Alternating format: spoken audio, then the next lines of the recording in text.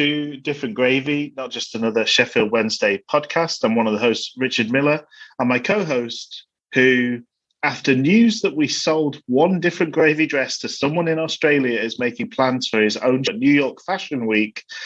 Your friend of mine, designer extraordinaire, Dr. Luke Gledall. How are you doing today, Luke?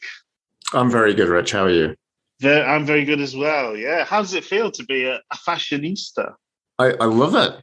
I think the true rebuttal from that was, when have I not been a fashionista? That's fair. It's an internationally recognised fashionista now. But yes, you've always lived that life. I appreciate that. I mean, by wearing a dated Sheffield Wednesday hoodie with a few stains on it and cat hairs, it's just that new accentuation. I mean, I'm probably ahead of the curve. I mean, we've had ripped jeans with little tarnishes. I'm sure we'll all have a kind of mild curry stain on a series of hoodies going out soon. You two look just like Luke. Yeah, I mean, I suppose one disappointment is we're a bit late for Paris Fashion Week. Where I hear the big headline is boobs are back. So it's a shame to miss out on that, isn't it? Yes. Yeah. Some people would have said boobs never went away. I'm not one of them. Me too. Yeah. I was just like, no. I've since Kate Moss, I've just done away with the boob in general.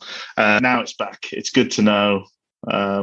I've spent since the early 90s just ignoring breasts in all forms, including my own, and it's good to know I can usher them back in to the zeitgeist with everybody else.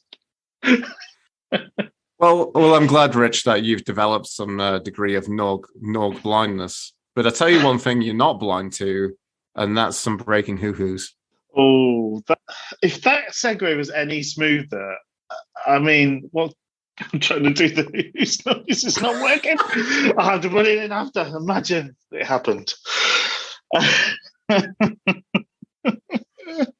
Oh, this is such a well-oiled machine, following your fantastic segue with such a blunder on my part. Well, it is oiled, Rich, but it's just oiled with stuff that we don't want, isn't it? Yeah, so I suppose the first bit of news to lead off with is Wayne Jacobs taking on a more senior role with the first team, as described by Darren Moore. So he's officially our assistant manager now. Is that the sort of way that's being read? I believe so. Yes, I believe now he's on a pegging with Jamie Smith, right? After yes. It's we talked about in kind of prep, a little bit of preamble, getting into the meat of this Different Gravy episode. Rich and I were talking about Paul Williams, and Rich. What did you say, Rich? He's a 1965 model. No, he's the 1971 model, not the 1965. 65 model. Yeah, exactly. Yeah. So he was assistant manager for a brief period between March and July last year, and oddly, March has come round again, and Darren Moore has had a hankering for another assistant manager. But it's interesting just looking at the way it's worded. So this is a bit Gareth from The Office in that. So he says he'll work alongside Jamie as an assistant manager, which feels a bit like assistant to the manager rather than assistant manager. That all important distinction. So he's worked with him at WAWAW. He worked with him at Doncaster. He says all of his family are Wednesday fans, so he's very pleased to be here.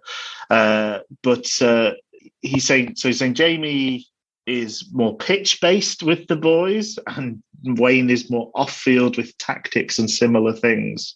So I don't really know what that means, because surely what we're doing on the pitch is tactics as well. But I'm sure that's a very important distinction, and one that they understand well and truly. But yeah, it seems a bit of a. From the outside looking in, as someone who does not know the inner workings of a football team and the training ground, I don't really know what the difference between the stuff on the pitch and the tactics is.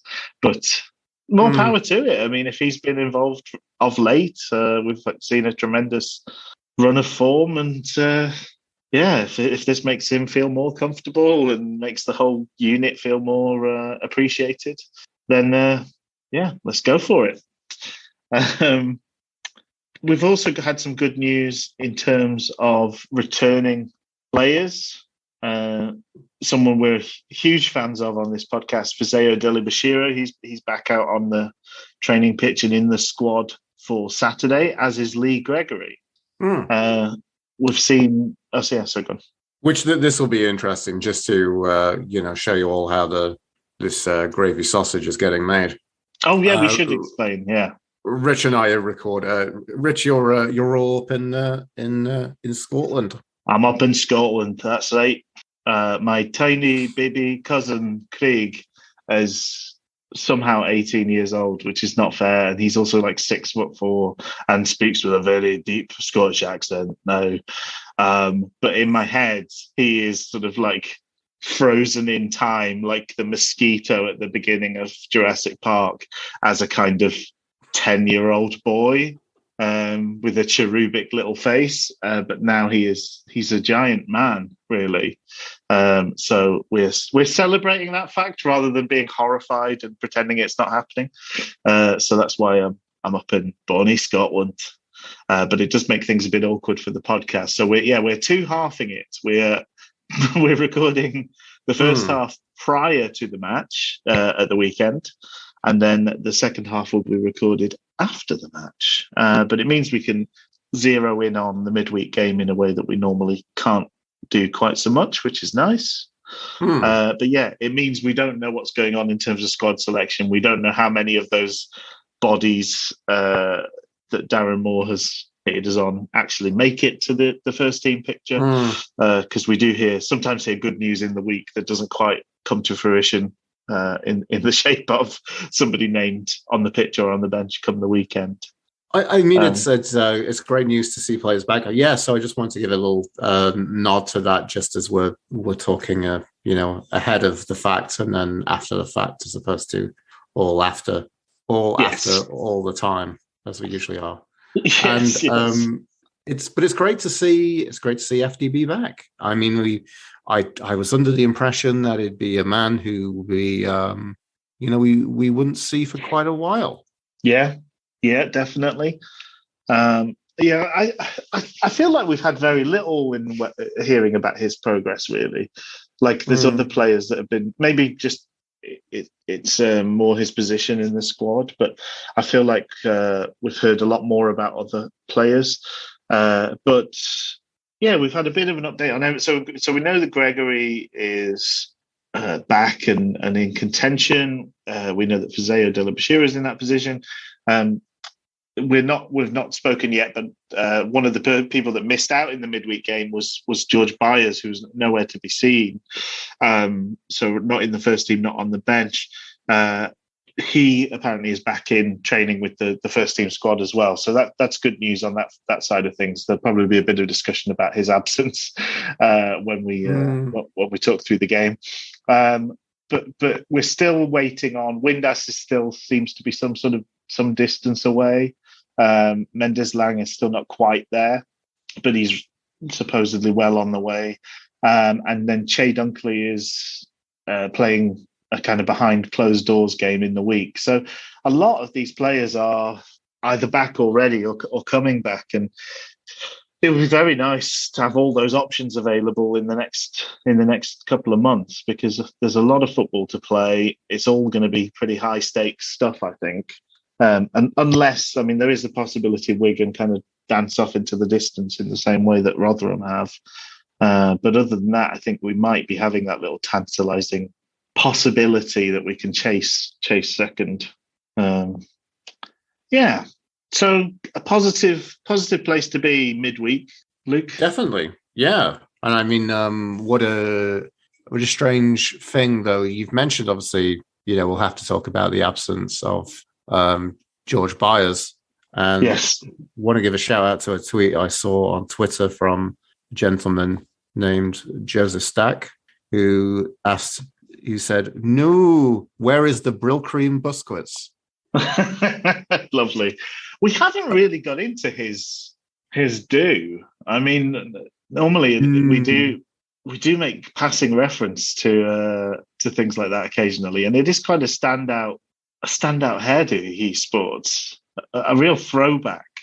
I do like those haircuts from people who actually have hair on top of their head, which is something that I do have, but it's kind of much less defined these days. So, it's my hair is wiry and dying, much like if you ever seen one of those alfalfa potato head snowmen things that you give kids that they can kind of grow hair.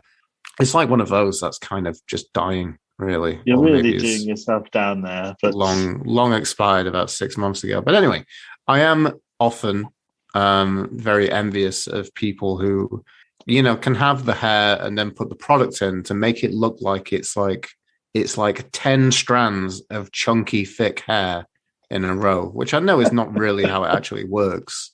But like George Byers is just this man with like silky steel wired hair that's kind of chrome as well, Yeah. Also, did I pronounce biscuits correctly? I feel like I'm having difficulties I think he might go. I think the popular pronunciation, which is not to say yours is wrong,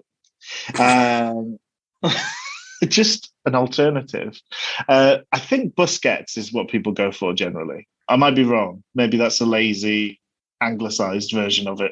Mine's a bit Nestle. Is it Nesquik? It's a bit like that. Oh yes, Nesquik. Nesquik. Yes. I've gone a bit Nedge Pecnic all of his pronunciation. But anyway, the point is great reference, and also a miss from the lineup midweek looking at that lineup. And I mean, it was an interesting lineup because I've heard some people talk about, there is the mentality of if you're sometimes in a position of wondering where to vote politically, to say it is better a friend that will disappoint you than an enemy. Nice. And maybe not to paint Silaso out as an enemy, but the friend that disappoints Darren Moore, Sergio Berahino, is not there. He's not given the starting berth alongside Patterson, which I don't know. I don't know if I was like looking at that and thinking of that and being like, is that... I didn't know how to take that. Well, there's also then the question of managing players through this period of lots of games, managing players like Berahino who've not played that much football and then suddenly played a couple of games on a run. Because I didn't know with Byers, we did have a midweek game a couple of weeks ago where Luongo was... Sorry. No, sorry, you're just talking about it as though Berahino's some two lemons welded together that you're driving up the M1 and wondering if the bottom's going to fall out at some point. I think he's a little bit better shape than that, Rich, but I kind of get your point. Maybe.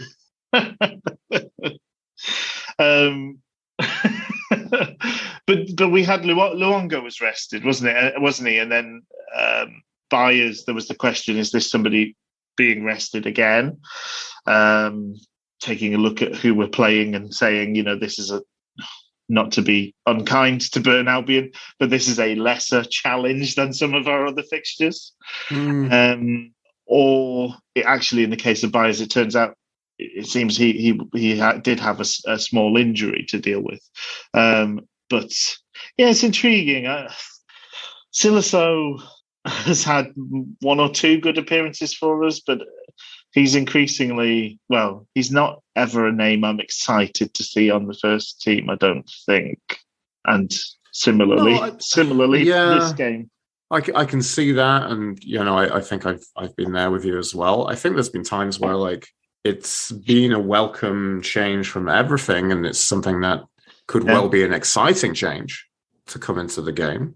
Yeah. But I don't know, maybe the partnership of, we've been flexing for Colump here on the podcast. We have. He's been having recently. And I wondered about the partnership might be okay. But I don't know. It's just, it's proving, I mean, the hilarious nature is, spoiler folks, we bagged 5 in this game. So yes. In a sense, it doesn't really matter.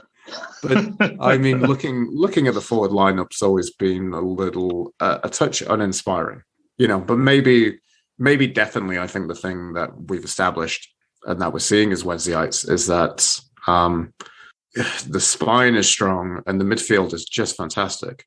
Yeah. Was a little bit concerned about obviously missing Byers just because he's been in such amazing form, and also like I still don't quite know exactly what to think about Hutchinson in the middle of the park, So this was interesting, wasn't it? Because in terms of the starting lineup, it was interesting, and then this game has a pivotal switch moment, which. So that was really interesting as well. But I don't want to talk about it before we get there. But so we started off. Gibson got a start. He came in at that left side of centre back, which meant that Palmer moved out to right wing back. And so we had obviously Bailey Peacock, Farrell in goal, Jordan Story on the right side of that centre back 3, Sam Hutchinson in the middle, Lewis Gibson on the left, Palmer right wing back, Johnson left wing back, all in order as you'd imagine. Barry Bannon in midfield, Massimo Luongo in midfield, no Byers, and in his place, Jack Hunt, the famous central midfielder, Jackie Hunt. What did you think of that one? I'm completely lost here, Rich. I'm going to be honest because it wasn't. I've got some rudimentary notes from the game, but it wasn't something I picked up on. I purely just, especially with the presentation of the lineup through Wednesday's kind of social media, I was pretty sure that I thought it was going to be. I thought it was going to be Hutchinson, CDM. Yeah. So, and I mean. I mean, probably to the credit, like if there were, if you are correct, which yes, you usually are. Absolutely correct. Darren Moore talked about it after the game. Okay. It wasn't something that looked so ridiculously off base from the nature of the play, I would say. Yeah. So basically, there's a bit of a tale to tell in terms of my watching of this game, because it was a Tuesday, like any other Tuesday, except for it was Pancake Day, which is when the good people of the UK make crepes. And so I got home, I'm making my Dear Smith recipe pancakes, which involve kind of some melt butter and stuff. It's a little bit involved. You got to rest your batter for a little while, and then I got my notification from Flash Scores that Liam Palmer had scored, and I was like, "Oh crap! There's Wednesday playing now." So I scrambled. I made 2 pancakes and then hit pause on the whole process, and went to watch the rest of the game. Turned on, and my first thing that I noticed was Hunt is in midfield, and then sort of scrambled back from that to figure out why that was happening. And I think probably the first notable moment I saw in the match, then I have gone back since to see Palmer's goal, so we can talk it through. But the first notable thing I saw in the game was Hutch getting smashed by Nias, which John immediately was calling for a red card. I think a red card would have been really, really harsh, but it was an absolutely needless piece of just running someone over because you're bigger than them from Nias on the sideline. But do we want to? were there incidents prior to Palmer's goal, or do we want to just dive straight into? The only couple of things, because it's literally, I've got like a dozen things that are happening here, which is hilarious in a game which was, 7 goals, 5-2. Yeah. There was a bit right at the beginning of the 6th minute where Peacock Farrell nearly missed the ball. 7th minute, you probably missed Barry Bannon cracking the bar, which was a good hit. I did. I heard them talk about that afterwards, but I did miss it happening. Yeah, that kind of brings it through to the 13th minute with that's right. The man sponsored by How's Americas, and recently featured on their excellent recent episode with an in-depth interview. There was a familiar name popped up there. There's a guy called Luke from Calgary popped up with a question on that podcast. I was really, I thought it was very sweet of them. I mean, obviously they're including everyone's questions, but still, I really appreciate them asking the comment about roving golfer at Liam Palmer. And it met the brilliant narrative of everything they did with interviewing him on the Monday, covering the game Tuesday. And obviously they have they cover the game midweek pretty in depth. That's their big kind of focus. Yes. And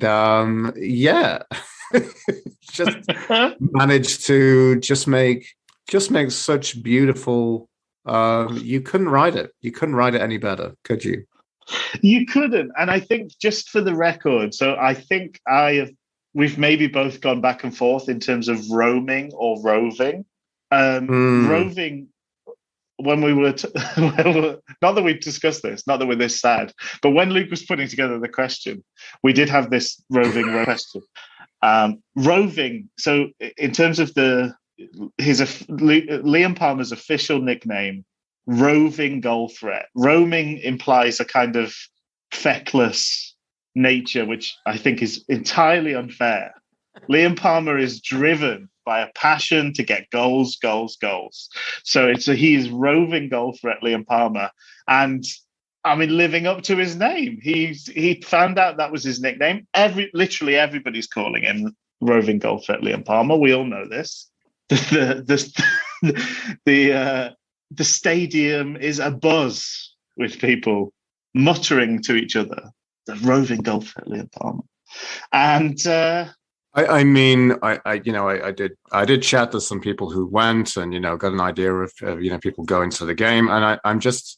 For what we've given to Liam Palmer's nickname, we're just a little upset, Rich and I, that we didn't get up in on the merchandise that was outside the ground, aren't we, Rich? Yeah, we deserve a cut, really. The half and half scarves, which is Liam Palmer and Golf Threat on the other side. Exactly. Yeah. But just to kind of break this down, it's a sort of study in really good movement. Like, there's options available. I think it's Luongo that's on the ball. He's got plenty of options available, so he's not easy to close down. He sort of lays it off to Bannon. Bannon fizzes it into and So lays it out to the now hugely dependable best crosser in League One, Marvelous Marvin Johnson, who curls in an absolute beaut, and maybe a little unlucky not to get a touch from Patterson on the near post, but who pops up at that far post? But the roving goal threat himself, Liam Palmer, and I wouldn't say an easy finish once it gets to him. Like, there's some real skill involved in keeping that down and getting it on target. And you've got to give it's a huge amount of kudos to Johnson for the cross, but the run, the finish is brilliant from Liam Palmer. Totally, yeah. No, I totally agree. He really manages to connect with it on the half volley, and it's such a great angle to score at.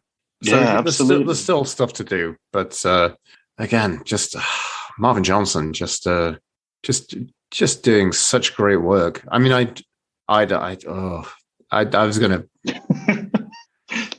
I'm going to avoid. I was going to put the mockers on something, so I'm not going to do it. I'm just going to move on from it. Hex. So no hexes here on Different Gravy from Dr. Lou Battle. Let's move on. So that moment, I think the next point is talking about that Niassa yellow card, which was a pretty. It was much like a lot of the Burton chaps in their yellow kit. It was a chunky yellow. It was a chunky yellow. pretty hefty yellow, But I think that was one of the interesting things. I think we might cover this sort of naturally in the course of things, but we've played Burton back to back fairly close together, those two games, the home and away games, because of the multiple delays in this one happening. We actually end up playing them just a couple of weeks apart. But they've got some new players in the mix who weren't there, were they? I don't think they had Guardiola last time, and I don't think they had Niassa last time we played them. No, because Guardiola's someone who I've been aware of because it's just in being conscious of football for the last, I don't know, just being more into it in the past 10 years. I think he's been a character who's been very well thought of when he was at Watford. I think had a couple of decent spells at Forest. And I completely forgot that he's been at the dirty side of Sheffield, hasn't he? Yes, yeah. But we were also linked with him, weren't we? I think we were linked with him on loan at one point, maybe under Dave Jones. But then also we were linked with him again during that period where we signed a lot of Watford players. Yes, yeah. He was sort of thought to be the next one on the line kind of thing. Because we had Forestieri, Pudil. Oh dear, I've forgotten his name. The Croc. Abdi. Yeah, there was just a little spurt of us doing a fair bit of business with Watford, and I think he was talked about as maybe being another one headed in our direction. But Niassa a player who's. Oh, sorry. Niassa is a big chap. Niassa is formerly of Everton, correct? That's right. Yes. Yeah. But I mean, for Guardiola as well, has been a player who's I think is pretty decent, pretty classy for kind of the area of the pitch he is. He certainly play with a degree of skill. So maybe it is a weird kind of player because it just kind of feels a bit like a player who maybe at some point we should have signed, but we've kind of missed out on. Quite. Yeah, it a bit like a kind of rom-com meet cute sort of thing, and just never quite. We're never quite at the same. We're never quite single at the same time, were we? That's some good. No, we never were. To be fair. Just looking at just to confirm, because I thought, he moved for some big money, Niasse. It's 6 years ago, but Everton paid £18 million for him. Yeah. So I don't think I know he's old and that he's 31. So by no means kind of done. I wouldn't have thought, but he's been a prized asset at points. Who do you think would win in a fight between him and our failed £18 million signing, Sadio Berahino? Oh, absolutely, yes. He'd eat him up. Let's be honest. No need to play any top trumps then. Anyway, no. But I mean the yellow from the ass, like the only kind of real note about the kind of passage of this game outside of the instances. Yeah. I said Burton are a bunch of dirty buggers, aren't they? Yeah. Yep. Definitely lots of heavy tackles and bits off the ball and things like that. But I think that he's added to a midfield that looks so. The addition of I don't even, how are we saying his name then? We've talked about how to say Busquets. How are we doing Guardiola? I don't know. It's not Ghidorah after the Godzilla-like monster. AG. Number 6. Let's say that. Number 6 for Burton. Number 6 of Burton. Let's call it. It's gospel. Number 6 for Burton. Another Another classic nickname coined on Different Gravy. I'm sure it will catch on at just the same rate. The wildfire of roving goals at Liam Palmer. But yeah, Burton's number 6. I think he added to their midfield feeling pretty chunky and physical. And I do think that's one of those areas where not having Byers and not having Deli Bashiru, really we looked in terms of the kind of battle, the fight of the midfield. Mm-hmm. We were a bit lightweight, and I think it did tell you. Yes, I go. You think we were missing out of having a player push up on a player like that in the middle of the park in different ways? I mean, Byers and FDB are different players, but I think they both would do that in different ways, so to speak. I think Byers has got a bite to the way he plays, and I think Deli Bashiru is more of a physicality, isn't it? But between the two of them, I think they added more of an edge to the trio than Jack Hunt was doing. I think Jack Hunt was probably like the least combative of the three. Although I thought, as you say, I don't think he looked out of place there. Obviously, he's good on the ball, and so there were elements of his game that really suited playing there rather well, and there was some lovely play between him and Palmer because they're obviously both so comfortable out on that right flank. Sometimes Hunt would go out wide and Palmer would go inside. So that was quite nice to see. But in terms of tackling and the kind of, as I say, the kind of physical battle side of things, I just thought they looked like they had some absolute units in there, and we looked a little bit lightweight by and large. Okay. Next up, in terms of incidents, really, is the second goal, would you say? I would say so, yeah. I mean, what a finish from Baz that was. What a finish from Mr. Barry Bannon. Just absolutely minced up, just curled it in on the post. Effortless. When he does score some great goals like this, there is a kind of feather-light, effortless touch. Yes. That kind of comes from him, isn't it? Yeah, definitely. Well, it was a lot of nice possession again. I thought there was a really nice sort of crossfield pass in part of it from Patterson as well, which is a sort of, I think, an underrated part of his game. But yeah, there's a cross from Hunt, picked up by Bannon on the edge of the box, and he so often just misses. This time he caught the post with it and it went bounced in, which is a great finish. But as you say, yeah, it looks completely effortless when he does it. It makes you wonder why he doesn't score all the time. But he is picking up quite a few goals this season, and we did find out at the end of the game that him and Patterson have a bit of a bet on to see who gets the most goals this season, which is, I like that sort of friendly competition. Definitely, yeah. And I mean, to look at that, I mean, fast forward, he bags 2 goals in this game. He puts himself, he's on like 7 goals, right? Yeah. It's just insane. It's considering, I'm still hopeful that the bet purely of my reputation and mild predictive prowess is coming true, and that Gregory's going to come back and fire some goals in to get him up to mid double figures range. But Bannon's only a goal behind Lee Gregory. Yeah, Gregory's our top goal scorer on 8 goals. And then I think Patterson's on 5, I believe. Patterson's on 5. Windass and Canberra are both on 4, and George Byers is on 3 as well. Yeah. So, I mean, interesting for us. I mean, especially since I guess considering the problems up top that we've had this season, it's nice to see a good mix of goals from elsewhere. Absolutely. Mm-hmm.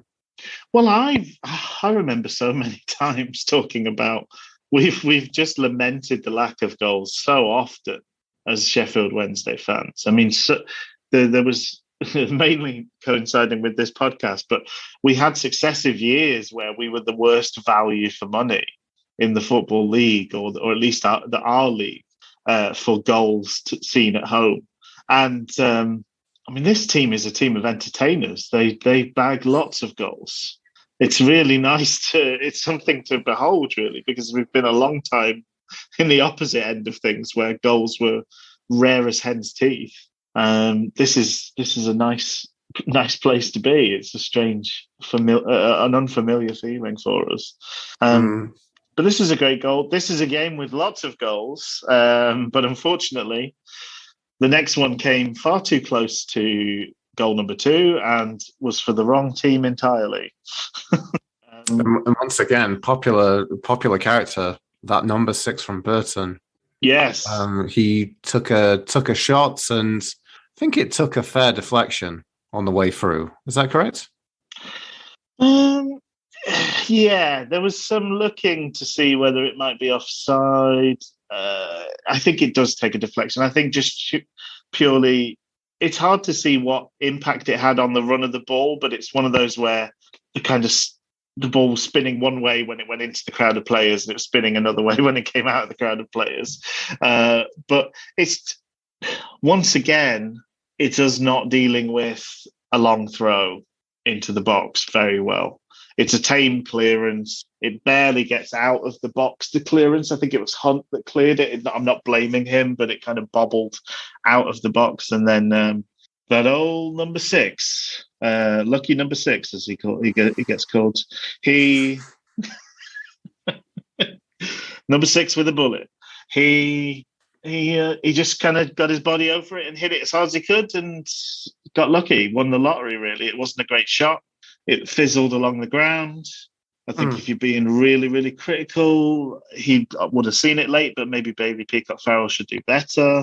But we go from being 2-0 up and cruising and what a team this is to heading into halftime thinking, okay, we're in a bit of a fight here and we've given them some hope.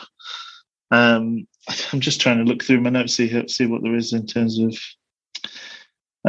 we had another one of those incidents where the St. John's ambulance folks ended up in the crowd. I don't know if I've heard anything about that since. Have you? I think I've read something which, I don't know. It's one of those things where you seem to read conflicting stories. I thought I heard something. It was a woman who someone had an epileptic fit. Maybe I'm not sure confident it was a woman, but they thankfully seem to be okay. So, okay, because last time it was just 2 lads having a scrap, wasn't it? It was, but there's also been there's been a lot of this stuff recently. There's been a lot of people having medical issues in stands. Wasn't there a gentleman who died at a Fulham game? There's a Fulham fan who died, I think. Yeah. So, and then there's been players collapsing on the pitch as well. So it's very strange. I'm not going to make any kind of illusion there, but it's just strange we're seeing a lot of this stuff, considering it's something that I feel like I've never heard or seen of before. But it seems to be happening a lot. Do you think that's because the option to get that help? So people have, I don't know why this is a point worth making. You know, sometimes I wish my brain didn't work the way it does. I wish it wasn't so finicky and things like this. But right. Like, people have died at football matches before. People collapse. What's different is that the crowd now feel, whether this is a good or a bad thing, I'm not sure, but the crowd now feel a viable option is to tell the players to get the medical staff who are there for things that happen on the pitch to then intervene with things happening in the stand. So instead of kind of quietly shuffling home or whatever... quietly shuffling off his mortal coil. Yeah, exactly. Yeah. People, as I say, I'm not implying any negative connotation to this, but it's just sort of like a kind of you're meeting it with that was an option. You wouldn't have thought. Do you know what the best thing to do here? So somebody was having I don't know, like I would just thought if somebody was having an episode, I'm not saying a heart attack, but like some sort of episode to me in the crowd. My thought would be get a steward and try and get some help to them.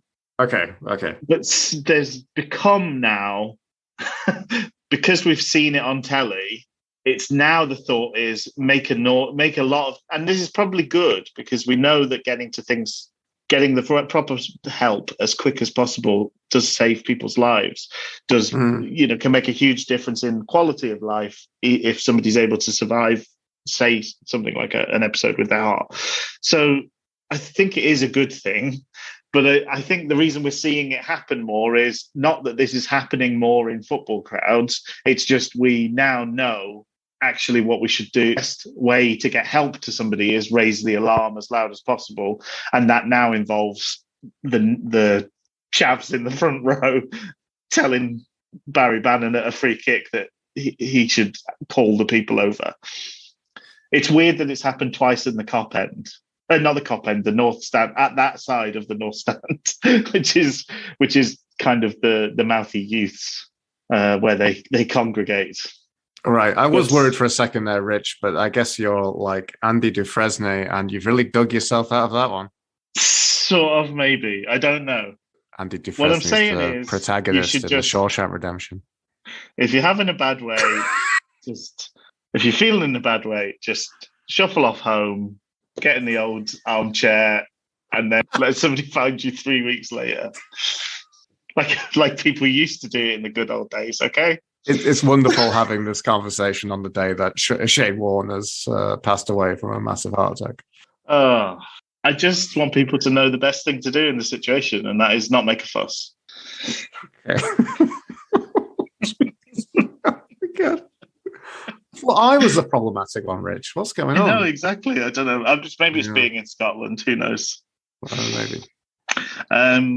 I've had too many nice things, cake and things like that. Right. That's nearly put one wide on the 45th minute. That was my only kind of great note from the first half. And then I think that's it until it comes to the equaliser. Now, so here's an interesting comment. Yeah, go on.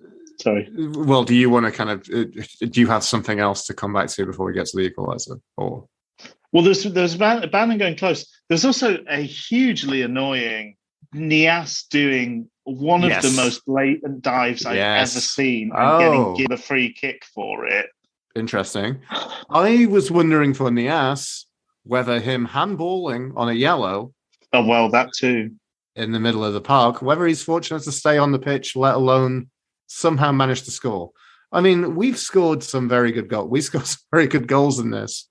It's probably just the way it works that Burton have scored some of the scrappiest, crappiest little goals. Yes. To bring it to 2-2. Yeah. No, prior to that, in the first half, he did one of the worst, most blatant dives I've ever seen. And it got given.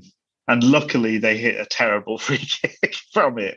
But they could have easily scored or equalised from that free kick, and it would have been an absolute scandal.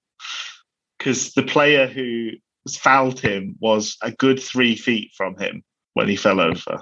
Disgusting. Absolutely disgusting. But there we go. That's what 18 million buys you, is the ability to fool referees at 30 paces. Let's talk about this scrappy old. Oh, sorry. In terms of an update, I know people will be worried. So at halftime, I had savoury pancakes in the first half. At halftime, I made my sweet pancakes. That did mean I missed the first half. The first 5 minutes of that second half. And I joined at a corner that maybe we had a penalty shout from. I don't recall that, I'll be honest. I think that's probably something that's probably just bypassed me on my notes, I'll be afraid. I think somebody got sort of dragged down in the box. I want to say story. Anyway, it doesn't matter. Let's we can move along. But yes, Nias picks up the ball in a pretty unpromising situation, to be fair, and he made it look very easy. I know it's a scrappy goal, but he just kind of just put his head down and ran at us and managed to get a shot away. And he made pretty light work. I mean, I could probably agree with you. There's a lot more in the tenacity and build-up and determination from him in that play. But I still just can't get my head around what the finish kind of looked like, I'll be honest. I think it's because Hutch could have blocked it and didn't do I think it went under Hutch's heel. Right. Okay. So like bobbling, which I think probably takes it away from Bailey Peacock Farrell, and then it means it looks very like tame bobbling in at the far post. Hutch was in the wrong position, I think, 3 separate times during the goal. But Story should have done better, and Luongo should have done better for if memory serves. It just was not. It was not great for anybody in terms of the quality of defending in that situation. So a bit sobering to be back at 2-2 after being 2-0 up. And completely, yeah. As a Wednesday fan, you sort of have that thing of like, well, yeah, this is what we do. This is what we do. They give you a little bit of hope and then punch you in the face. We've all been here. We've all done this. But I think this is where it prompted a reshuffle. And this was, again, you can argue sometimes, I think, how much praise do you get for getting yourself out of a hole? But again, like the Doncaster game, this was an inspired set of moves from the manager and or his backroom team at the hour mark. Because Berahino came on for So, and the other big switch then was that Hutchinson shuffles into the midfield, Palmer goes right-sided centre-back, Story comes into the middle, and Hunt goes to right wing-back. So that midfield where I was talking about we're being a bit out-muscled, we're being a bit overpowered, we now have Hutch in there who's bringing a lot more presence, bringing a lot more physicality to that side of things, and he only wants to sit back and he really wants to essentially be a fourth centre back most of the time. It was really funny hearing the commentary team on iFollow sort of going, oh, why? It's hard to tell. Is he back in the centre back or is he playing midfield? It's like, yeah, that's Hutch in midfield. He just wants to go far away from things so he can pick out passes and get a lot of nice time and space, like being a centre back. He plays midfield like a centre back. It's just been a long time since we saw it, I guess. What did you think? What did you make of the change? What did you think of the kind of flow of things? I've got to be honest. I just don't have a great deal in terms of like game commentary and analysis just outside of the big hits. Like, I mean, it worked and it was fantastic. I'm just surprised because clearly the hilarity of me being like, is that really happening? When you said Hunt was playing in the middle of the park, it just completely eclipsed me from this game. Okay, so I promise I'll do better for the second half of this podcast. It's okay. Well, it's interesting because my note was that I didn't feel like the midfield was working particularly well. It all felt a bit kind of uncomfortable in there. I don't think we know that Bannon and Hutch are a bad combination together. I don't think Luongo and Hutch would ever be a natural pairing. I think they both want to do a very similar role in there. Mm-hmm. I thought it felt a bit disjointed and uncomfortable, but I could absolutely see why we'd done it. And I think it did, in the end, it paid dividends. Obviously, we know the scoreline, so it worked. And that's the main thing. Was it a good decision? Was it a bad decision? Well, it worked, so it was a good decision. It's a bit like, was it a penalty? Was it not a penalty? Well, did a penalty happen? Then it was a penalty. So yeah, interesting. So then we picked up that third goal. I think prior to that, we had the nice from Gibson, the one where he ran forward and then ended up getting a shot from the edge of the box, which was really close. That was rather nice. I think that happened just before the substitution. I'm trying to. So the goal was a Patterson effort from a corner. Do you want to talk us through the goal? Oh, well, I mean, I remember it seemed to be kind of like a deep and swinging corner from Bannon, and it seemed to be one that seemed to go well. And it was so weird that I was surprised that Patterson got a touch on it. I thought initially it was an own goal. But, in the scrappy goals that Patterson has got for us, there's quite a few that look like they've almost accidental. Look accidental or look like it's an OG from the opposition defence. Well, in talking about it afterwards, he said another tap in, and then also this is very good news. More importantly, he said that his mum was now cancer free, so that was a great thing that he was able to pass on, and great that he was able to mark it with another goal. He's on a lovely run at the moment, which is very nice as well. But yeah, maybe Bannon has been using all of these bad corners to the front post to trick Burton into defending their front post and letting, I think, 3 or 4 Wednesday players have the opportunity to put that in at the far post, almost unopposed. It was a pretty easy goal for Patterson, and back in the lead, and what a relief.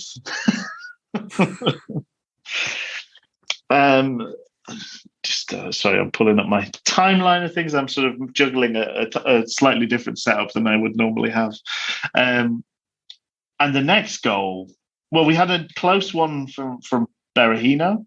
Yeah, he should have bagged. That was one of my notes in the 71st mark. Yeah, I think he had a lot to do, but yeah, I think he should have definitely scored.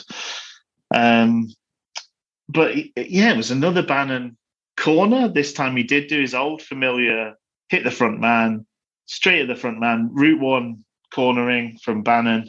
You see that guy that stood between you and all of the players, and you hit the ball straight at him. But this time it worked rather well, because the ball sort of flew out to the edge of the box, and Marvelous Marvin hit an absolute howitzer of a strike. This was a thunder chuff of a strike. Absolute howitzer and thunder chuff are great words that I completely agree with, Rich. Yes. But he battered it. I mean, if there wasn't a net there, he would have killed half the people in the Kop. It was so beautifully hit.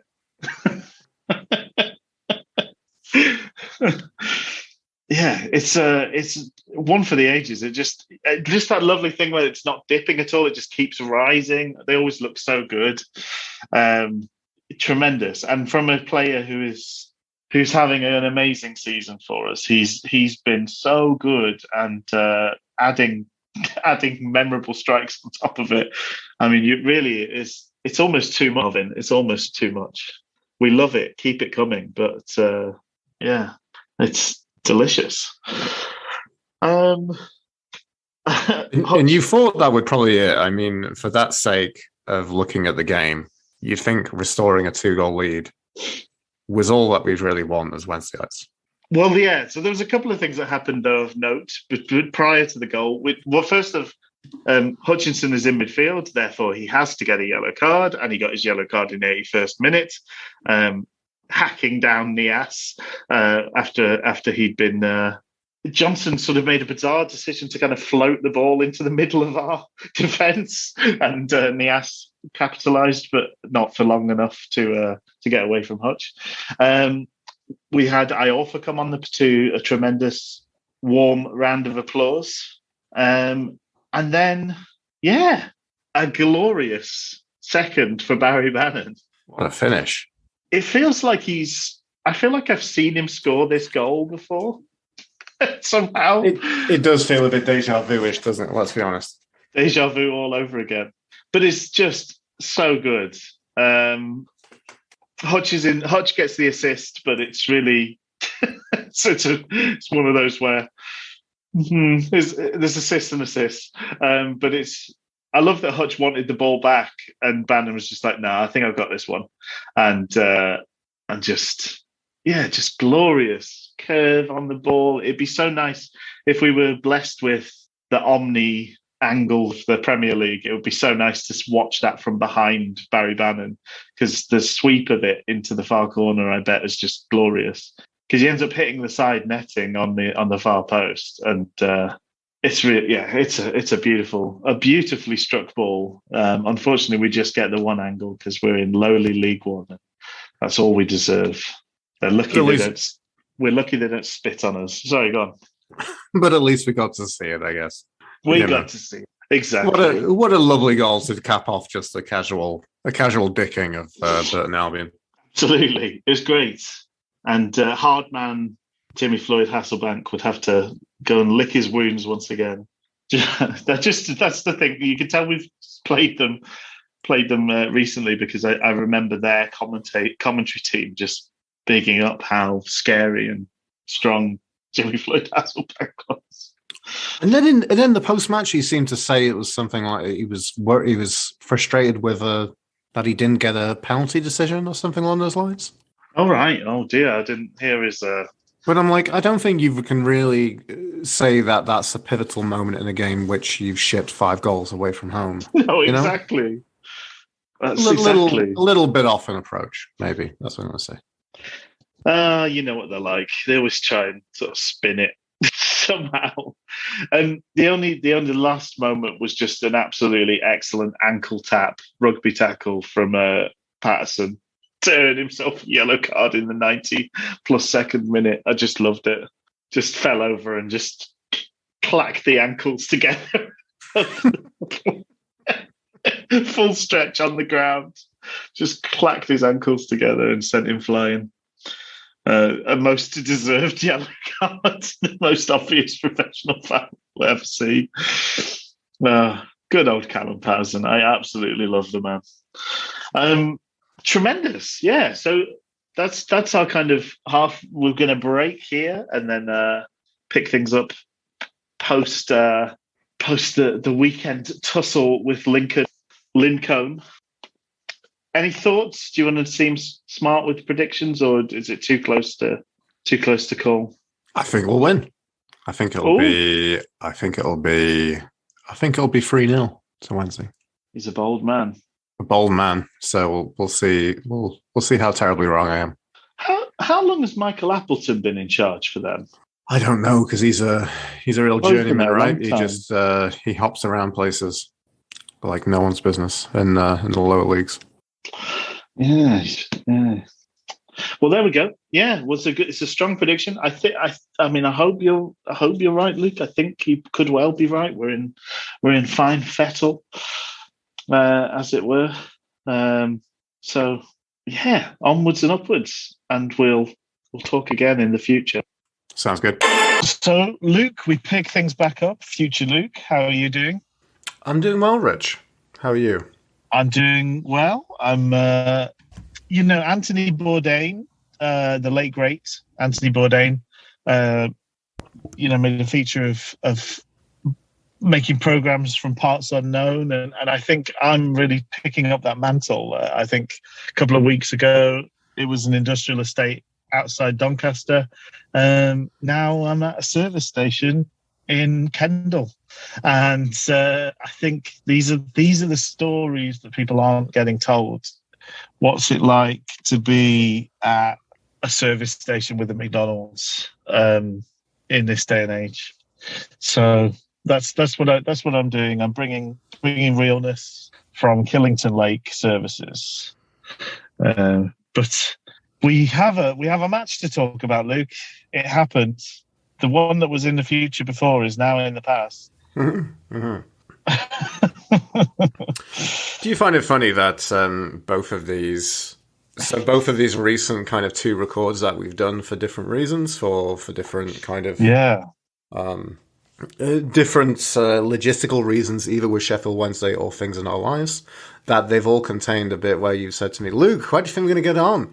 And then I've just gone with the general nature of just being generally cocky and having hubris, which it's just led me to fall flat on my face on both those occasions. So I'm 0-2 as my North American friends would kind of put it, and I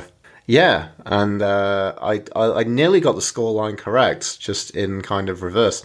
Hilariously, actually wondered about whether calling it a 3-1 to Wednesday, and then I thought, and then literally in my head in that build up, I was there thinking, nah, I can't see Lincoln scoring. So nearly an exact reverse. Yeah.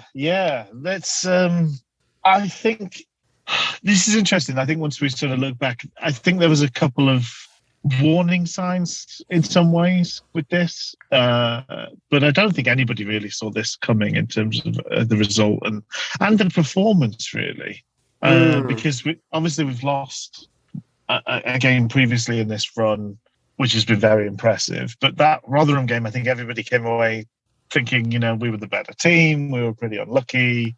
They got the goals, but it was kind of inches apart, really, in terms of the performance.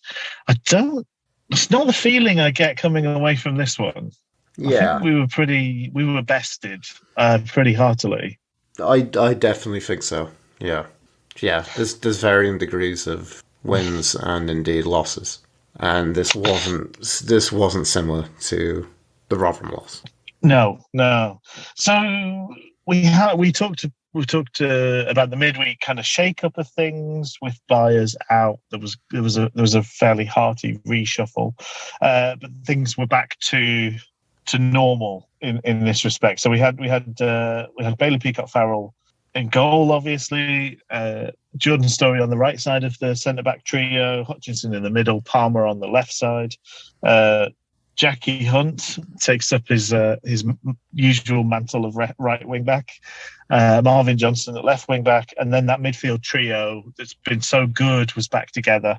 Bannon, Luongo, and Byers, and then up top, Berahino drafted back in alongside Patterson, Patterson's been the mainstay of late, and his partner's chopped and changed, but Berahino is the one that came back in. Pleased to see Byers back, pleased to see that sort of lineup. And I guess the other question is, the other thing is a strong bench as well. We had Deli Bashiru on that bench, and Gregory alongside Gibson, Iorfa, Canberry, and Wildsmith. So nothing to dislike really there. No, I was pretty buoyed by seeing that lineup kind of restored. I don't know. I'm kind of maybe. I think on paper, maybe from the options we have, maybe Berahino's the slightly better one. And I thought he did all right this game. Yeah, but I'm not sure as to whether it's kind of negligible in replacing those cogs between So and Berahino. Yeah, it's pretty. Yeah. Like for like in many ways. So I guess in that regards, I'm splitting hairs. I'm happy to see Byers back. I'm happy to see Hutch going back to centre back roles, centre back duty. Yeah, nothing to dislike. But we've had so the lineup looked good. The Lincoln pitch suffering a bit like ours. Not looking like a Green Bay's, more of a muddy field with some scraps of grass on it, knobbly and bobbly in places. But we've started most of these games well of late. This was not the case here. It was blink and you miss it in terms of conceding that first goal, really. Yeah. I mean, surprise from the first, even just from my notes of seeing that first shot that they did, they managed to carve a bit of space, and it's a decent hit. Peacock-Farrell did fairly well too when he was asked properly in this game of football to kind of respond to that. I would say holistically, there's a lot of, but I did get really worried seeing a lot of Peacock-Farrell parrying the ball out. There was some. I think the interesting thing, we didn't see anything really conceded from that, but the pace and intensity that Lincoln were going at Sheffield Wednesday in this made me think I could probably see a ball getting mopped up by one of our run rushing players. Yeah, he was doing a lot of punching out, wasn't he, and palming out rather than maybe catching it when he could have. Yeah, or I don't know, palming to a better part of the pitch. Yes. Yeah. Or his defensive area, I should say. So, no, that was a surprise. That was a good hit. He put it wide for a corner. And then the corner really very poorly dealt with. Somehow, I still don't know. And it's not something I really want to go back and watch in kind of JFK fashion. But, scuffed to the back post when Marquis put it away. We also deal with Hutchinson being down and being swiveled around like a limp kebab on the floor. Yes, because it's his man who scores, and yeah, you could argue he did such a bad job of marking him that he sort of felt like he had to pretend that he was injured because he did receive some treatment after the goal went in. Yeah, a bit of a what do we call it, Rich? A face saving injury. A face saving injury. Yes, definitely. Yeah. Felt like one of those. So I think that's probably the first bit of. I think, as I say, I think there's been some warning signs in terms of that defence. I think the way we chopped and changed worked well in the middle of the week. But the defence never looked, even the two different iterations of the defence both looked really shaky. And I was shocked how easy it looked for Nias to score his goal midweek. And I think some of those same problems just came to roost. We're not really tackling. We're managing situations in a kind of hands-off way rather than getting involved. And that's fine as long as somebody doesn't just run at you, which is what happened a couple of times here. And then I just think Hutch has not been very good in the middle there. And I know people, you can say, oh, we've kept clean sheets, but it's things like misjudging headers and heading it back and needing to be bailed out by people or being out of position. It doesn't always get punished, particularly in our league.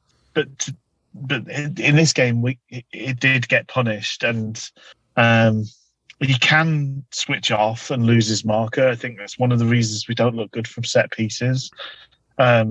Two of the three goals we conceded was from set pieces, and another one from a long throw, which we'll get to. But I don't understand. Well, I know we've talked about why we don't face quality set pieces in training, so therefore, how do we defend against them when they matter?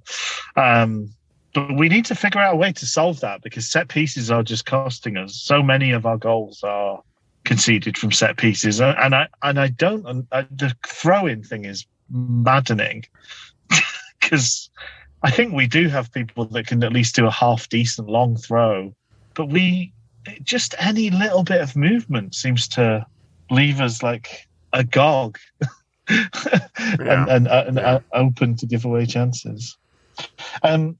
So Hutch got his treatment. I think Wednesday, we had probably a fairly decent period of control, would you say, after that? Or what did you make of that next period? I think so. Just to kind of cut back just a little, maybe a little mini addendum. So, I take it you probably watch with the Lincoln commentary with your... Yes, yeah. But obviously, I take it you were telling me pre-record that you were... You've been doing a lot of stuff with the family, so it wasn't probably on your focus. We had a nice surprise visit from a family member, which meant I wasn't in full on notes taking mode. Although nice, I'm absolutely rude enough to not pay any attention to that family member, just watch the telly. But I think having my phone out taking notes would have been like a bridge too far. That's very funny. But I'm staring at my phone for the purpose of the podcast. Exactly. Yeah, as opposed to the rest of the time when I'm just staring at my phone just to ignore you. It's this thing like a job that takes lots of time and costs me money. But anyway, on Radio Sheffield we had... I don't know. It might have been Jonathan Buchanan or one of the one of the football heaven people of lesser note who kind of don't offend me massively. They're not quite the wrestling heel that Andy Giddings is. It's not a personality to get particularly upset with, and they kind of do a competent enough job, and they're fine. So it's one of those people. Fair enough. And Brian Laws. We had Brian Laws in the commentary box. Oh, very good. So Laws, in the commentary, talked about the players pointing the finger at each other at that point. And I said it should feel a test of character here. I mean, I'm wondering from recent kind of form and recent kind of mentality of Wednesday, it felt a bit like, we can still go and score goals and turn this game around. Yeah. Well, we've seen this team rally before, haven't we? We have. I mean, it's only been a few occasions, but we've also seen, I think maybe the sad nature of this to cut ahead. We all know the result. So this feels more like an early season. This is, yeah. Maybe a slightly better version of an early season away defeat. Yeah. But like, I don't know, like, you know, it made me just randomly think. I think, is it Leicester City who have, there is a phrase said, and it's so awful at marketing, and it sounds very American, and I don't like it for that reason. I don't like it for a bunch of reasons. But they say, like, was it Foxes Never Quit or something? This is like social media hashtag they've created for themselves. Okay. And I don't know. What a remarkable, fresh idea that the team should not quit and should keep doing it. But, you know, it still feels like maybe that kind of more of a mentality of that is still a little bit away from Sheffield Wednesday. Like, it's not, maybe not fully ingrained. And maybe that's the whole thing with some of these defensive chops and changes and a defensive culture at Sheffield Wednesday in terms of defending set plays. It's still, that virus is still very much in our DNA, you know, and we've had a flare up, you know. Yeah. Which is just frustrating because I think it's the part that we really want to see the back of and we want to move on from as Wednesday fans. Yeah, I don't know. It's interesting because I think this was one of those games where we were determinedly kind of sticking to our guns in terms of the way we were playing. So Lincoln were trying to make it hard for us to play out from the back, but we just kept doing it regardless. Yeah. We caught out quite a few times. I don't think we did get properly caught out. But we just kept at it. Yeah, it's interesting you bring that up because, I mean, Lincoln played a very high, a very aggressive, very quick press on Wednesday. And, I mean, typically we have a bit more time. I think it's a bit of a more kind of half-hearted kind of, you know, striker kind of retiring and then coming back to kind of chase the ball when we play it out short, that kind of half-hearted kind of defensive press up there. Yes. But it seems to be like with the nature of that, is like the pace that we seemingly want to play is we want to cycle it out, have a little think about it, and then, you know, orchestrate it up through midfield. And then the midfield starts pushing the pace up of the play, and then we build something up from there. Yeah. And the fact that we couldn't have that rhythm really, really rattled Sheffield Wednesday. Like, the interesting thing to look at this first half, and the second half is something else, and I'm keen to get into that. I've got lots of notes to get through here. But in terms of that first half, is like I felt that Lincoln very much dictated the pace of play, and we played along with that, I think, fairly well. Yeah. But we could tell that we were still playing kind of second fiddle to, you know, who was... We were not the conductor in this orchestra. No, I thought they did a couple of things really well. As you say, that high pressure, high intensity press was really good, and they were able to keep it up despite not making any substitutions, which is pretty impressive. So it's obviously a part of their game that's just what they do, which is really good. I thought Fiorini did a really good job of just sitting on Bannon and making life difficult for him.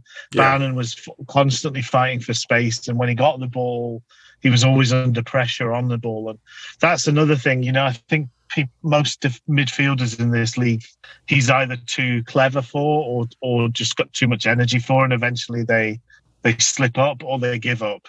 And Fiorini kept his task really, really well all day. And actually, when he got on the ball, looked a threat, looked good himself. They've got their own little sort of ginger genius of sorts there in Fiorini.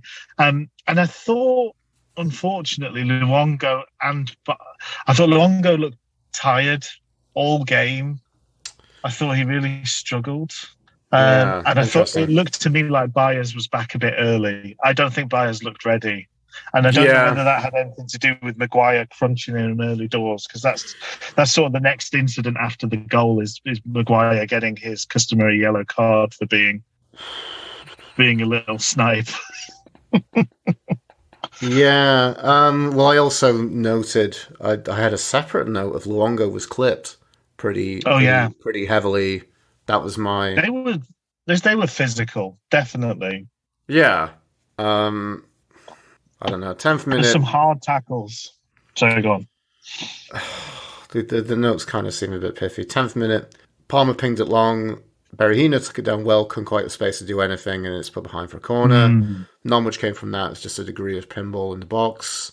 Then the 10th minute, Bannon hit one, which deflected over, and then another corner, which Bannon kind of put behind. I said Lincoln don't look like a team in bad form. No. Palmer did an incredible 1-2. But then it just seemed like incredibly leggy when he met it, and he just cracked it way over. Yeah. 17th minute, I said Lincoln should have scored there. Should have been 2-0. They had a moment where they stroked it to the back stick, and the player just didn't quite get there. Oh, yeah. Yeah. I remember that. Let's have a little bit of small bit of joy and mirth from this. I said there was a beautiful advert for Burton Road Chippy. I never knew beautiful branding for a chip shop could look like a garden centre. It did look idyllic, didn't it? It did. Maybe I could check in afterwards for a fish cake and a poinsettia, perhaps.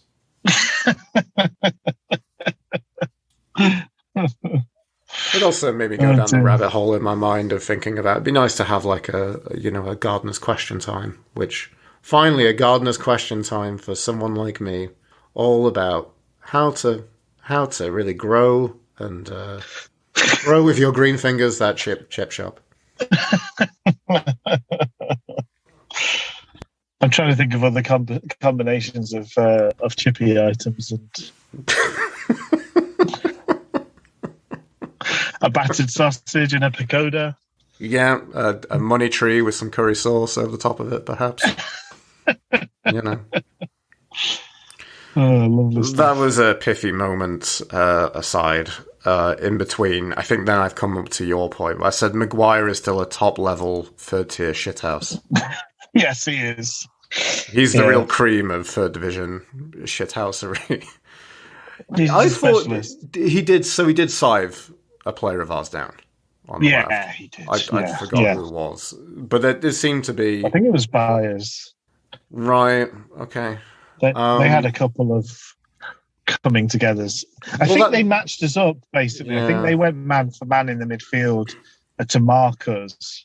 And they were just like a blanket. We didn't really get out from under it very well all game. But Maguire was on Byers. Fiorini was on. Oh, you would assume Fiorini was Italian. He's not. He's Scottish. There's a big Scottish-Italian link, Rich. We talked. There is. But yeah, I think he's on loan from Man City. He sat on Bannon, and then presumably that leaves McGrandles to be on Luongo, and McGrandles also got a yellow card. So I think they were really trying to put it on us a little bit, and see if we would be cowed by a few big tackles. Because I do think a lot of teams give us quite a lot of respect in the midfield, particularly Bannon. And there was no respect to be found here. We were very much Rodney Dangerfields when it came to being at the LNER Stadium in Lincoln. Oh, really? Is that what they're calling? Is that what Sinsel Bank is being referred to as now? Yes, apparently. Okay, interesting. 30-minute mark, we had some good moments following some good press from Wednesday. Johnson put it across very poorly straight to the keeper. But then, say a bad moment from Marvin Johnson brings us to an absolute incredible moment from Marvin Johnson. It was such a good run, it deserved to win the game. But yeah, please take us through it. My first note from this, Rich, is that I should recreate the reaction to the goal. Okay. I think it went a bit like this. I think it was a bit like that myself. Johnson with no rights to just go an incredible swallowing run for 50 yards and cross at it. And then from the angle, it's like, I can't see exactly what you've seen there, Marvin. But, it's a good cross. But just a wonderful, sumptuous clip. and Berahino meeting it really well to convert. Really well, yeah.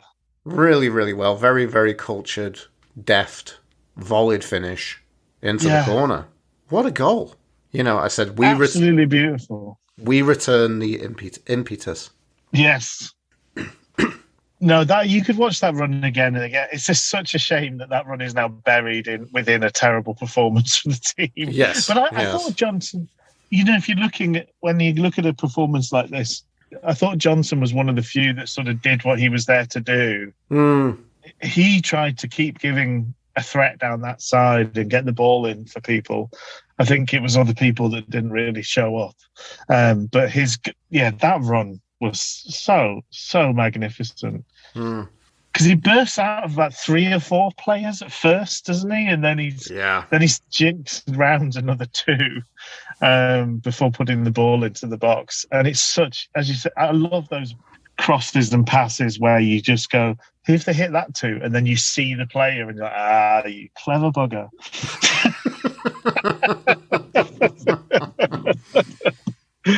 And that was really one of those. Did we? So I'm trying to sort of think back now. Did we mount much of a kind of offense after that? Did it give us a bit of a jolt? No, I don't think so. I thought it was. I said it took a weird, frantic lull post the equaliser, and maybe also that's from my perspective. I think I was I was really comforted by that equaliser, I must say. And it makes me say, Rich, I'd like to announce on the podcast my new autobiography, The Comfort of Goals. And it's about my struggle, Rich, as a Sheffield Wednesday fan, being a goal addict and a Sheffield Wednesday fan. It's wow. There was some very, there's a lot of dark times. It's my own a million tiny pieces or whatever it is. But it's not fictionalized. I've really gone through the hard times of scouring the under-18 academy goals, just to see something when there's nothing coming from the first team. Just any little thing to get your fix. Pretty much. Anything where it's a team in blue and white, you'll watch another team and squint to tell yourself it's Sheffield Wednesday scoring a goal. Mind you, actually, we did have a moment in the 42nd minutes. Luongo agonisingly put one behind. Yes. He did like a bit of a tweak and a jink. He did a jinky run. Jinky little run. And had a good hit, but apparently took a deflection. I know. I thought he just didn't hit it very well. But yeah, we got the corner and nobody seemed to protest. So presumably it did take a deflection of some sort. He used to be a real goal threat, Luongo. I don't really know. Maybe it's just that's one of the victims of Bannon playing the role he's playing now, is we don't get to see as much Luongo in those positions. Maybe so. I mean, what goals do we the last time I remember him, has he scored this year? Has he scored this season in League One? I don't think so. I remember him scoring the brace against Stoke at home. And it was, we won that game, and it was one of the last games we saw from Luongo before I think he got cropped. And it was just incredibly sad because the whole narrative around it was just like, oh, he's fantastic. He's so important for Sheffield Wednesday and how they play. Need to keep him fit. And then we know what else kind of happened. No goals. No goals this year, no goals last year. He has played more games this season already than he did in the whole of last season. He only played 12. In his first season, he played 27 games and got 3 goals for us. He has had as many as 6 in the season for QPR and Swindon previously. But yeah, I just don't remember, he, as you say, he cropped up. That was two goals in one game. And I think the other one was a vital goal. It was in a game where we really were doing nothing and struggling, and he cropped up with a good finish. But I just seem to remember him. He was somebody who liked, when he got a sight of goal, having a crack. And it seems like he's avowedly not doing that. He will look for a pass. He will take a difficult pass over an easy route to goal more often than not at the moment. Maybe it's a confidence thing. Half time. Half time. Back to 1-1 and feeling like, okay, we can play better. We can maybe make a change or two. So I guess because you had family around you, I didn't get to see your perspective on whether there was a little bit of trouble in the stadium. Yeah, I don't. I saw there was some movement. I don't remember that happening.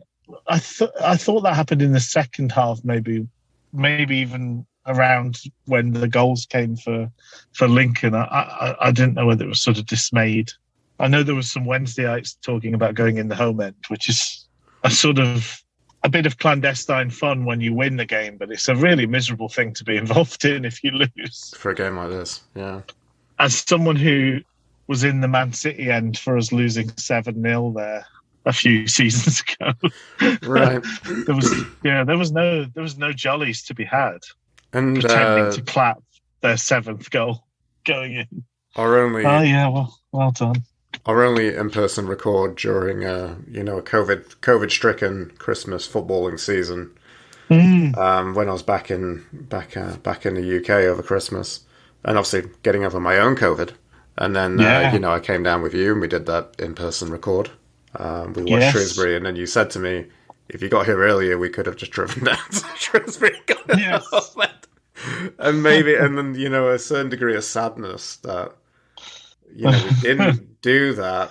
Yeah, but then that was probably a good thing. I don't know. Maybe me and you being there would have changed the game. Maybe you would have under our breath been like, "Come on, Wednesday." Just at the right moment when it changes everything around. Exactly. What was the turning point? There was 2 chubby lads.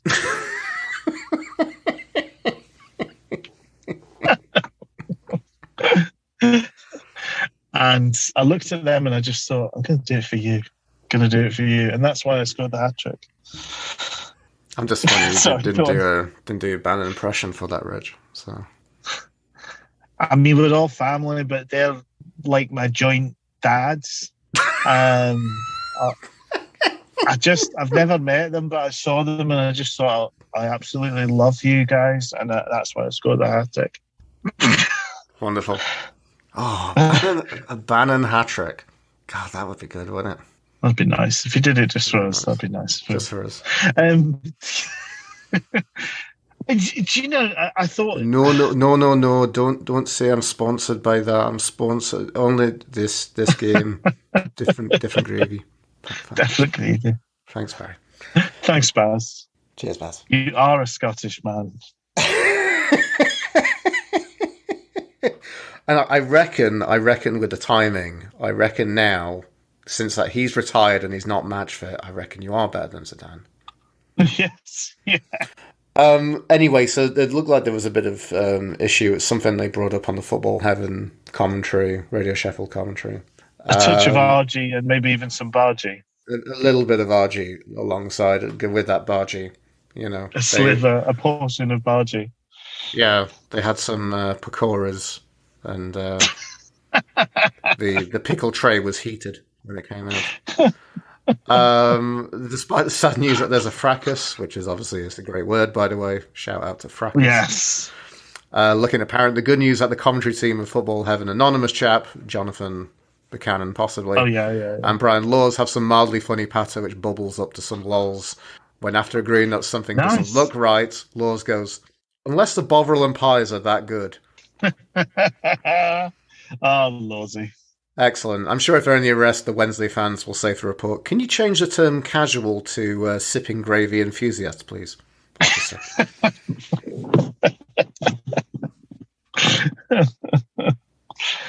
Oh, I miss Brian Laws, I do. But I enjoyed the concepts of, a bunch of Wednesdayites braying for some sipping gravy. Sipping gravy. As they're not sipping gravy. Please, Mr. Stewart, I need to speak to my sipping gravy broker. I wish to have parlance with him. Patting their brow with their kerchief. I do declare, unless I get some sipping gravy right about now, I could tear down all of this Lincoln City. You will see who a true imp is, my sir. I'm about to get impish up in here unless I get myself some sipping gravy.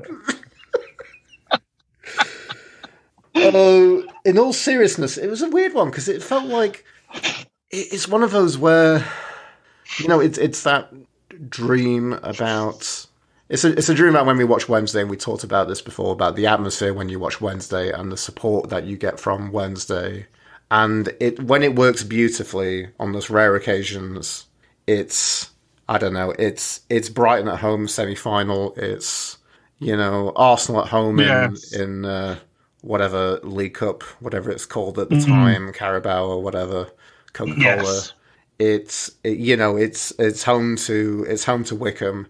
It's one of those where we can't quite see what the split between we are the fans pushing the players on and the players are pushing us on. Yes. It just continually just kind of, the ante just keeps getting upped by both sides. It's a real, it's a real Aerosmith and Run DMC challenging each other through the walls. And Such a timely reference. As opposed to the other version, I know, as opposed to the other version, which is a bad version of that, which is obviously Girls Aloud and Sugar Babes. Sugar Babes, yeah. Possibly the worst cover, I think, that's ever been released. But it did feel, in a weird way, a bit like that, but just with a kind of heated atmosphere. Like, it felt like the game... The players were aggressive, and obviously we've talked about Lincoln had some very physical players led by their captain in that war. Their William Wallace is Chris Maguire in this regard. Yes, right. Yeah. So it felt like that. It felt like the fans were kind of ratcheting up, the players were ratcheting it up. Who knows what came first? But it felt like it was getting very heated. It doesn't, it doesn't sound that frightening when you say that they were sort of led into battle by Chris Maguire. You know, that's not an overwhelming physicality. But he's a dirty boy, and if you're not willing to sort of roll up your sleeves and get down in the muck with him, then he's got a plethora of tricks up his. I've gone to sleeve again there. I didn't want to. I wish I hadn't. There was a second half, Luke. It happened. It rumbled on, this game.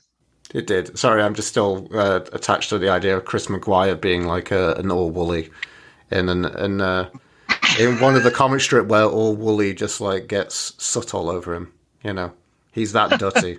He's dirty as wee eck going into a coal chute. You know. Anyway, the first half, I said it was an exhausting game. Lots I felt I probably missed in my notes. I thought it was a good game all round to watch. Maybe as a spectator, it's maybe a little bit disappointing from a Wednesday angle. But I think if you were a neutral, you'd probably quite enjoy it. I mean, the Lincoln fans probably love this. Yeah. But no, I think I wasn't sure at that point what the second half would bring. No.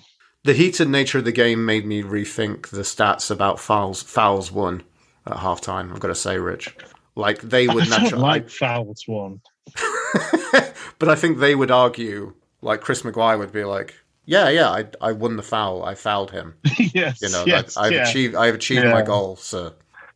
Please rethink your statistics." I was like, I'm going to stud you on your knee, and you were like, please don't, and I did it, so I won the foul. Thank you. There's a 50-50 tackle in that you didn't want me to foul you, and I did want to foul you, and therefore I won the 50-50 tackle.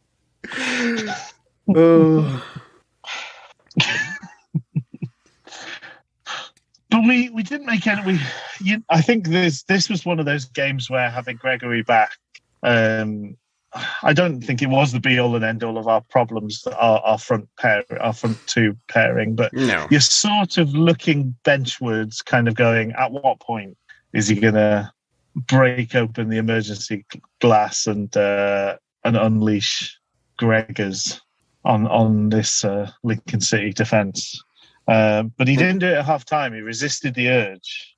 In emergency, reach for the GR Eggers. Yes. Just be careful where you're hammering because he is a bit fragile. Try not to touch Gregors with the hammer, but break the glass that's between. It's a very dangerous thing. It's a really tricky job. Maybe Wayne Jacobs is very, very skilled in such a Gregory extraction. Yeah. I keep thinking when we say Wayne Jacobs of was he called Wayne Collins, who used to do fashion for the Big Breakfast? Is he called Wayne Collins? Possibly. Is he a bald chap? Yes, yeah. Mank as the day is long and a bit camp. Mank as the day is a bit long and a bit camp. Very much a kind of a preamble, a cultural preamble to Carl Pilkington, I think. He laid the way. He showed the world that you could be a little baldy Mank and moan about things in public. Oh, I thought you were going to say he's a preamble to Greg Wallace. Oh, there's no preamble to Wallace. Ingredients expert Greg Wallace. You're telling me if you didn't come into work today, nobody would have a digestive? You've got a great job.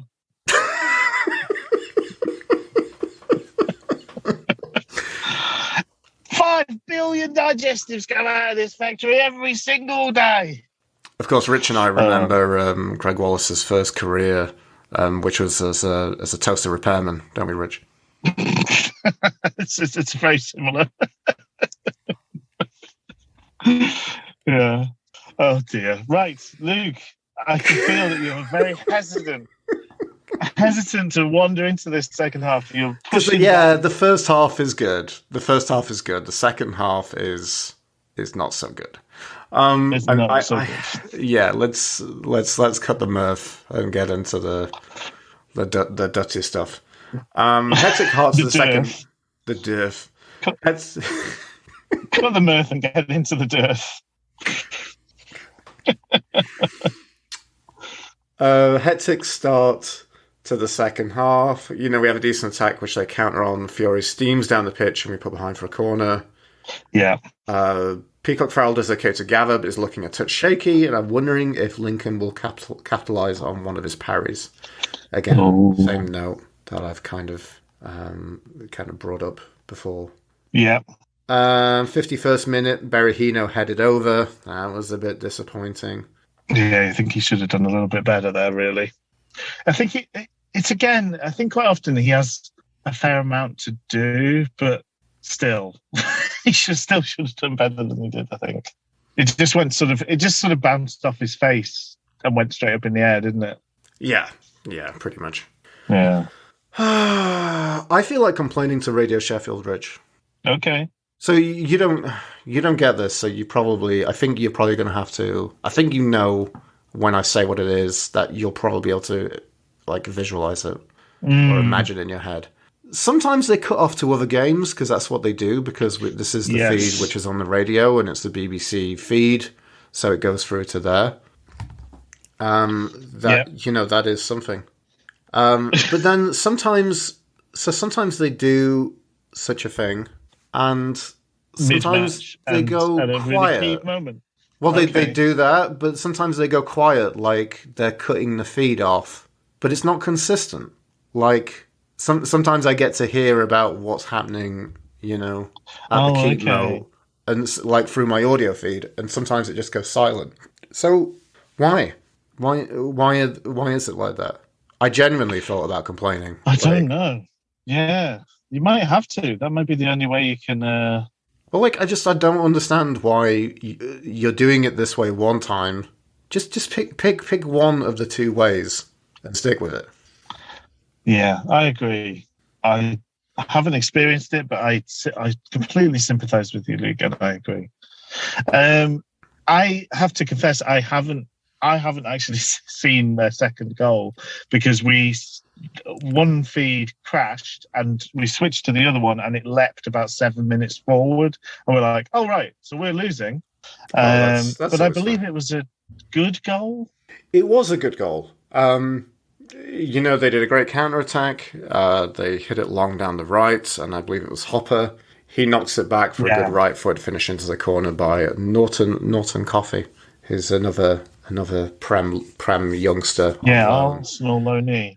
Yeah, they got I'm annoyed. They got an Arsenal loanee who is double-barrelled and actually is fit. So can actually make it onto a football pitch. It's crazy. Imagine.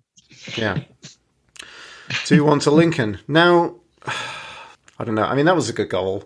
We did look completely at odds and ends when they went on the counter. So this is something that is interesting. I want to get your kind of critical, tactical lens on this, Rich.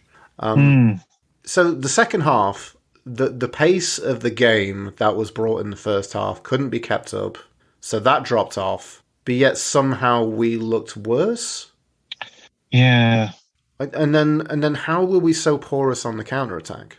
Because this happened quite a few times in the game, in the second half. That, like, suddenly, you know, we've had a chance, we've missed, and then suddenly it's like we're either conceding or thinking, wow, we're lucky that Lincoln didn't, you know, just tear us apart again, to be honest. I guess there's no real pace at the back. I know Palmer's not particularly a slouch, but there's no real recovery pace in there.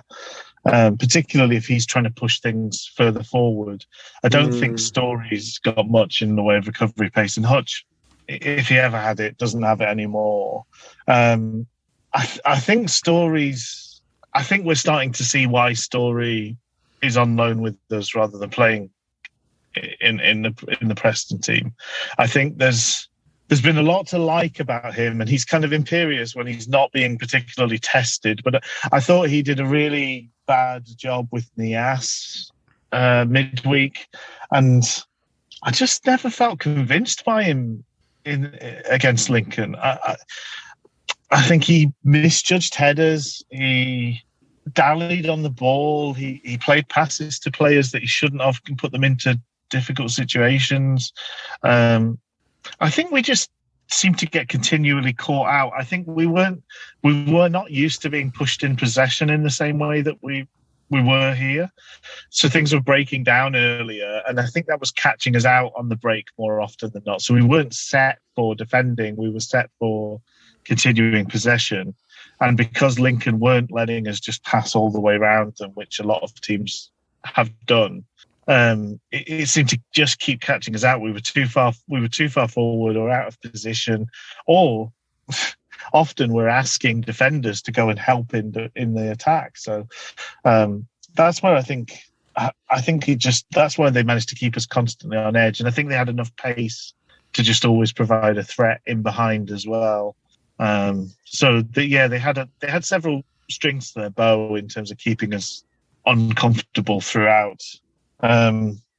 We did jump and make that change, didn't we? We brought on Gregory, we brought on Canberry, and we took off both Patterson and Berahino. So we were sort of like for like changes.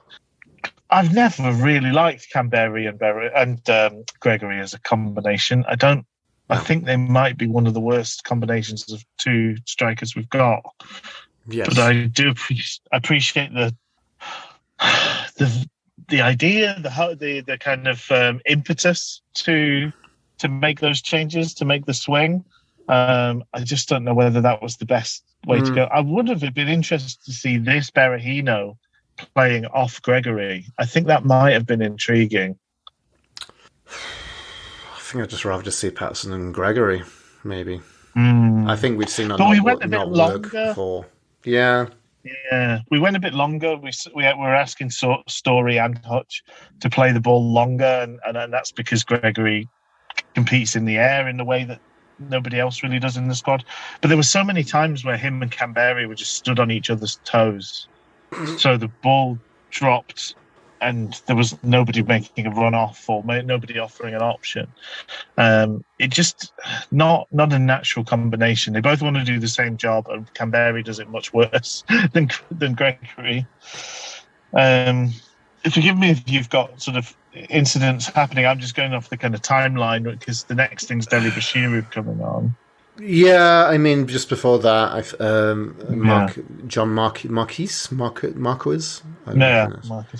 Had it on the angle, and I thought he'd scored on the 65th minute. That's when we brought the double substitution. That was super close, wasn't it? Yeah. Yeah. Fiorini cracked one, and once again, I thought it was in. That was very close. 20 minutes left. I said it's not happening today. We look so soft on the counter-attack. Yeah. 71st minute.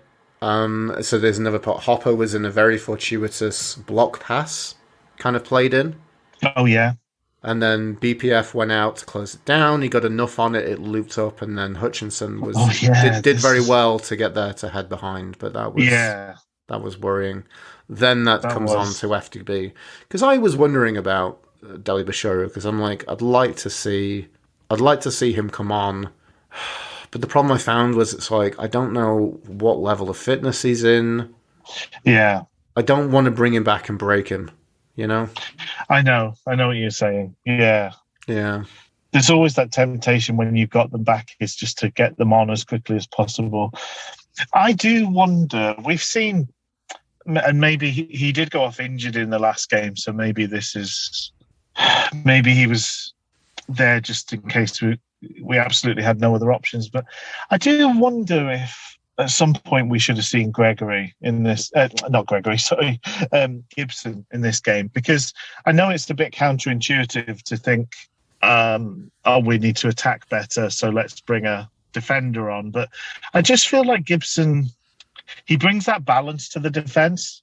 It would have let us put Palmer out on the right wing. I'm thinking sort of bring him on for Hunt maybe, or for Byers, but you move Hunt inside, put Palmer out wide. I just thought, Gregory's Gregory. Oh, I don't know why I'm calling him Gregory now. They are absolutely not the same. So there's no similarities between them at all. Gibson, he's obviously massive. He's a big physical presence, so that would be another addition to our back line. I think he's got a bit of a turn of pace that the others don't really have. So again, you're looking at some of that recovery pace, but also he seems to like coming forward with the ball. We've seen him have shots on goal. We've seen him put crosses in. He seems to have a kind of wherewithal that you don't normally get from a defender in that position. And I just sort of feel like, I know it's exciting to get the players that are back in there, and I guess it's important to get the minutes as well, to be fair. But I just thought maybe looking back, one of those three substitutions should have been Gibson, just if nothing else for the impact he had when we were away at Donny a few weeks ago. Because there's no doubt he helped massively in that game. Obviously, he got the assist, but he turned things around in a big way. Yeah. But yeah, Deli Bashiru came on. He didn't really have any chance to have an impact on the game, unfortunately. And one of the first things that happened after he came on, nothing to do with him, not him at fault at all. In fact, it was one of his midfield colleagues that I would probably point the main finger of blame at. But we conceded the third goal was it even a long throw? I mean, if it doesn't get into the box, do we count it as a long throw? Just a throw. A throw which they then cycled out to the byline and brought it in. Marquis brought it in, and then, did a nice finish. Luongo completely lost his man. Luongo completely had a I don't know, just a slip of concentration. He let McGrandles just wander free, who set up the ball into Marcus's path. And it's a great finish. He'd had a dry run, as you say, previously.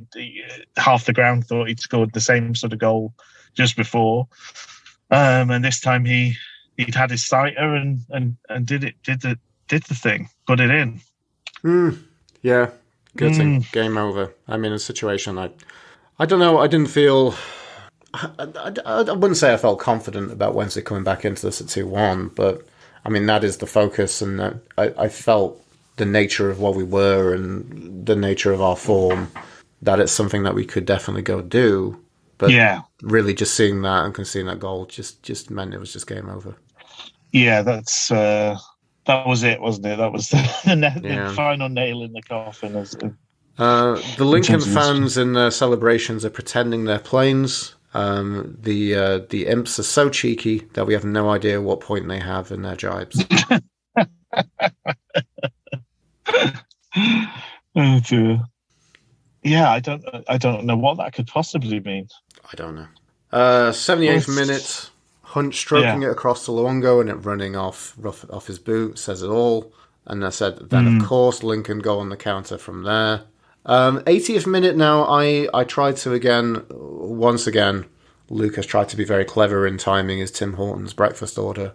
So I missed, so they were saying on our commentary feed, I don't know if it's something they brought up or whether something you saw. I missed Hutch was apparently being very naughty. Oh, He did something which the laws and other Radio Sheffield chap was saying you shouldn't really get away with. No, you didn't see that? I don't remember. No, I don't remember the incident. No worries. Hunt got a corner. Baz long free kicks headed over. FDB lets it run out of play on the right. That was frustrating. One of my only moments of mirth from the second half was Bannon saved the ball from going out by doing a sliding clearance. Marquis hilariously goes tumbling off the pitch and just gets a very casual look back from Bannon. That was a mild moment of fun. We've got to find our fun where we can in these sort of games. And then it just maybe adds insult to injury with an injury to insult us, which is Lincoln's keeper going down with 30 seconds to go. Apparently being genuinely injured. But it just seemed like, oh, for fuck's sake, of course he's fucking injured. With 30 seconds to go, but apparently enough to bring a final substitution to the game. And that's my notes. That's a pretty that's all she wrote. Pretty sorry second half, gotta say. It was pretty poor, it's got to be said. No, it just never, as you say, this is more familiar. This is more familiar than what happened against Donny. This is more familiar than what happened midweek against Burton. This is what Wednesday tend to do in these situations. Is you're doing something a bit different. Okay, we're gonna crumble and be entirely ineffectual. So it's a bit of a reality check, isn't it? I think the talk of sort of going unbeaten till the end of the season, or not winning every game between now and the end of the season and stuff like that, just feels kind of crazy at this point. But I think it just shows how we've got work to do to make sure we're a playoff team at the end of this season. There's still some work to do there. Yeah, and I think the thing that's been difficult for Wednesday and as a Wednesdayite is looking around at the playoff picture. And it seems that despite just how well Sheffield Wednesday have done form-wise, I mean, I'll look at the top 10, we are 5th in the form team table, but still around us, like, teams are doing pretty well in kind of around us. So, yeah, we sunk down to 6. We're a point off Sunderland, dropped out at the playoff picture. Plymouth picked up a win. Ipswich are doing very well. Whether they're going to make a dent in a late run, top 6, a late run, could happen, might not happen. NK Dons beat Rotherham, which was pretty huge. And I don't know. It's going to be an interesting. Whoever's in the playoff, I think it's going to be interesting. I really don't want to play Oxford again. I'm going to be honest. No. Oxford are the top scorers in the league. They've scored 71 goals this season. Yeah, it's not an easy. It's not. It's not an easy picture when you look at the possible playoff games. But I suppose that's getting ahead of ourselves a little bit. Interestingly, again, by the way, Corbin, an unused sub again for MK Dons. Oh, Rich. Oh. I'll be giving you a little fist bump because that was on my radar as well. Just want to be like, just want to see him and be like, hey, Theo, did you get on today? Oh, you didn't. Oh no, that's such a shame. I don't know how much of that is his want and how much is, I know. But it's just funny to. I know we went back and forth on there being very various reasons, but yeah, I think that whilst being nice to Wednesday, they weren't too fulsome in their praise of his time here, and maybe with good reason. But we can engage in a little bit of Schadenfreude, I think, in these moments, and I'm doing it. Delicious. So in terms of looking at this game, I think Marvin Johnson, I want to give him a poncho that saves him from all the filth and the grime of this particular stinky poo-poo performance. But is there anyone that stands out as a villain in this one? Is there I'm finding it very hard to pick out anyone that I want to slag off. In a being harsh on him because we know how good he can be way.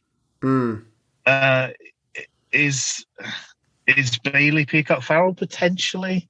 Because he can't have made his defence feel very nice, I don't think, this game. He was having one of those ones where he was making some saves. I think he made 6 saves, technically. So that's not to be sniffed at in a way, but he did let 3 in. But his all-round play was pretty unnerving and strange. Lots of bits of palming things out. There was also an incident where he made the save, palmed it out, and there was an onrushing player who didn't quite control it, and he kind of picked it up afterwards. But again, that could have been like a scary moment, and he could have probably caught the ball. Really, if you're being harsh, I don't know. I don't want to victimize him in any way, but I'm just wondering if he's the candidate. Yeah, I think that's probably fair. I mean, the defense was bad today. Maybe this is more a case though.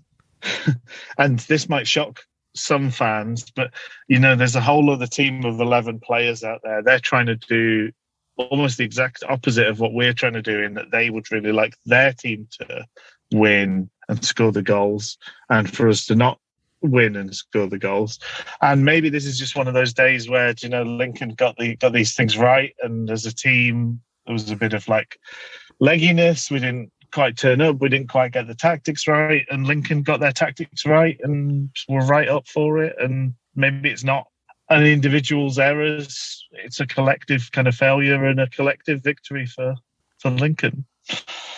Do you think there's a bit of an odd positive here that it lets Darren Moore take a look at his squad with all these new faces and kind of maybe conjure up a new look to things?